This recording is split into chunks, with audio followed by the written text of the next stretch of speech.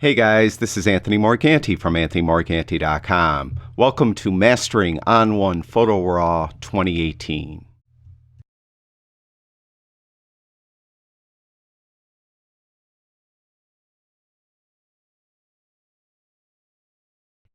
In this video, I'm going to give you an overview of the effects module that's found in On1 Photo RAW 2018.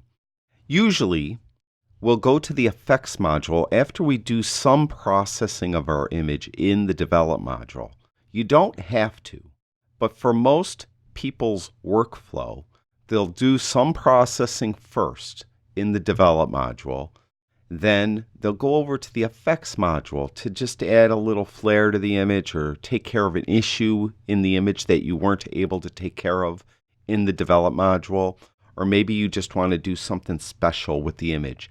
And there are a lot of effects filters that allow you to really do a lot of different things to your image.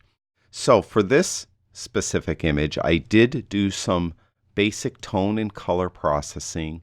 I added a little bit of sharpening and some noise reduction, lens corrections, and I added a curves adjustment. Now I'd like to just maybe spice it up a little bit, so I'll bring it over to the effects module by simply clicking on the effects icon over here in the far right hand panel.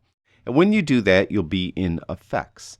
And you'll see on the left hand panel, on the far left hand side I should say, you have some tools. And we have similar tools that we had in the develop module, but there's a couple more there, and we will talk about those in future videos. To the right of the tools, we have some presets. And then on the far right hand side at the top, we have the information about the image and the camera settings. We have a levels window, and we also have a nav window or a navigation window. So you could click on and keep any of those open that you prefer. Below that is where the filters reside. And what effects is, it allows you to put different filters on your image that accomplish numerous things. The way On1 has it laid out, on this far left hand side you have these presets. And what presets are, they consist of a number of filters. So think of it as a brick wall. You're building a brick wall. Once it's all done, the brick wall is the preset. The individual bricks are the filters. So the individual bricks make up the wall. The individual filters make up a preset. And just to show you very quickly, we'll go up to my preset package, Anthony M's On1 Effects Presets, and I'll open that up. And you can see when you do that, On1 will give you a small preview of your image, which with each of the different presets applied, and you'll get an idea what it would look like. So I could click on one like Getting Warmer. And when I do that, it gets applied to the image. And you'll notice over here on the right hand panel, as the case is for this preset, we have 4 different filters: Dynamic Contrast, Tone Enhancer, Sunshine, and Vignette. And you could adjust the settings for any of these filters by just opening the filter. And every filter will have different adjustments and different things you could do. And we'll cover this in more detail as we get along in this series. But for now, you could see that Dynamic Contrast has some settings. Tone Enhancer has these settings. Sunshine has some settings. And a Vignette has some settings. So those settings are specific to the filters, and those filters with those settings are specific to the Getting Warmer preset. So you could create your own presets. You could buy presets off the internet. You could find them somewhere for free. You could share them amongst friends, things like that. So presets are a handy way to get an effect applied to your image in a very specific way that you may like. Now, typically, usually you might not use a preset. So we'll reset this, and you'll notice at the bottom here there's 2 reset buttons. One is Reset All and one is Reset. The Reset button, when I click it, it will just remove the filters that were added in On1 Effects. If I were to click Reset All, it would reset everything. It would bring me back to my original raw image. So be careful which reset you actually press. Now, you can add the filters on your own. Again, you don't have to use any preset. You could go over here and you can see that there's a lot of different presets. But we'll go to and we'll add a filter of our own. And one common filter that I often use is a sunshine filter. So I would go to the sunshine filter and you could see it applies it. You could see it's been applied. I'll turn it off and on. There's off, on. But there are some subsettings inside of this sunshine filter that you could manipulate to really tweak it to your liking. And this is very similar, if not exactly the same, as the develop module when we were doing the different panels in the develop module, and we could come in and do a preset for the filter. And that's where I really have to explain. It's a different kind of preset. It's these presets will bring in, these ones on the left-hand panel, will bring in a number of different filters. And the filters will all have different settings, and it will give your image a really distinctive look. These presets are more technically called styles. And these will give you a different look for this filter. The first one is glow, natural, radiance, strong, sun glow, sunshine, warm highlights. You could also then create your own style and save it, and it will be a preset style of your own, and we'll do that in the future. But for now, we'll just kind of dial in our own. First, we have the amount. If it's at 0, whatever you have the other 3 sliders on will have very little effect on the image. The further up you go with amount, you'll see that it will have a stronger effect, this sunshine effect. So typically, you'd want to get that amount somewhere where you could see it, then move either the warmth filter to the left, in this case to make it cool, or to the right to make it warm. I'm going to make it a little warm. I'm going to saturate that warmth a little bit, so it's going to make it a little more yellow, basically. If you want to add glow, you can move the glow slider to the right, but I don't want to. So those are the sunshine settings I'll go to. Another filter I often use is a tone enhancer filter. And what you'll find that there's going to be many filters in the effects module that have the same sliders that are found in the develop module. And in this case here, this is your basic tone. We have exposure, contrast, highlights, whites, shadows, whites, blacks, and so on. So I'm going to bring highlights down a little bit. I'd like to see a little more detail in my clouds. I think shadows, whites, and blacks are okay. I could add some more detail here with the detail slider. You can see you can make it look very HDR-like, or you could bring it way down and make it really blurry. Reset any of the sliders. Double-click on the name of the slider, in this case detail, and it resets it back to its default position.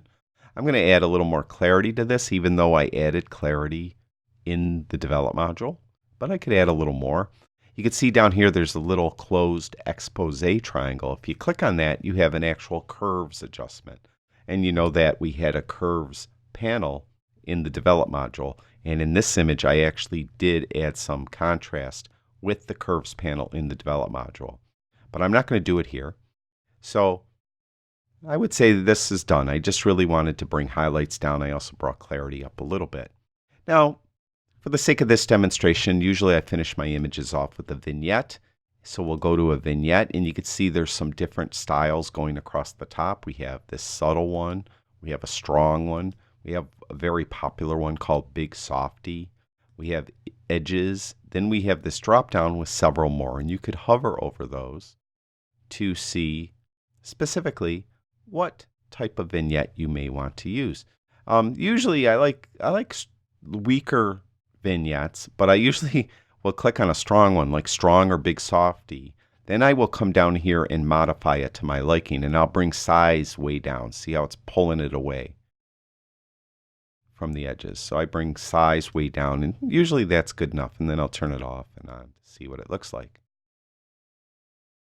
So I would say that that's done, and that gives you an idea of how you could add filters, stack them, and build them up to really affect your image. And you could move these around.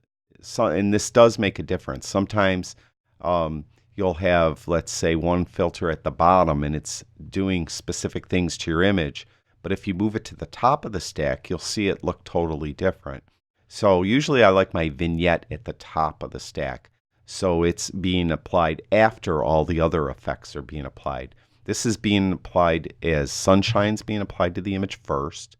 Then I'm doing the tone enhancer second.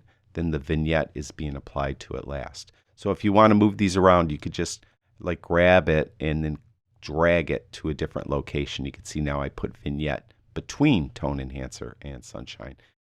It didn't really make a difference for this image, but trust me, the location of many of the filters will make the image look different. So you could experiment with that. So this gives you kind of an overview, but what I want to do is give you a taste of what's going to be coming in the future. With these, we notice that the styles, or I call them preset styles going across the top of the filters, are the same type of thing that are found in the different panels of the Develop module. What you'll also notice is that these filters also come with a mask. So we could mask out the adjustments we do with the filters from parts of the image. So and just let these effects affect the specific part of the image we want it to affect. So there are masks. You'll also notice there's a little gear here. And if you click on that little gear, you'll see that there's blending options. And we're going to be getting into this into future videos and how you could blend the filters in a very specific way to your image. And it's a very powerful tool that comes with these filters. So we'll be taking a look at those blend options as well. Overall, there's some things that are still very similar. If you want to see like a before and after, you go to the left-hand thing here, this little button. There's the original, totally unprocessed RAW file. And there's our processed image that was processed in the Develop module and has these three filters added to it right here. So there's, some, as I mentioned, very similar layout to all the other modules. So it makes it very consistent when you go from module to module to module. And when you're done, you could just jump back to the Browse module, or if you want to do some tweaking with your Develop settings, you could drop back to the Develop module or any of the other modules if you need to do something in those modules. Now, here's a question I have for you. When I open the Add Filter, you can see there's quite a few filters here. Should I do individual videos for each of the filters?